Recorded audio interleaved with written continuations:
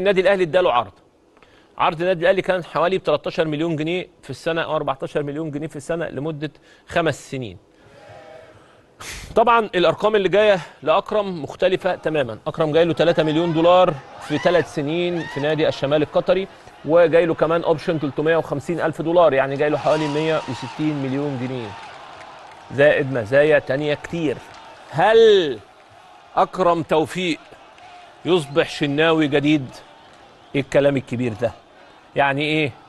يعني انا هنا زي ما قلت في الامور الفنيه قلت في المواقف الحياتيه كمان ان الشناوي في يوم من الايام وفي ايام كتيره جاله العروض دي واختار النادي الاهلي. هل اكرم وهو دلوقتي عنده المقدره ان هو يوقع يحدف ويروح ناحيه النادي الاهلي وجمهوره، ولا يكون عنده اختيارات ووجهات نظر تانية؟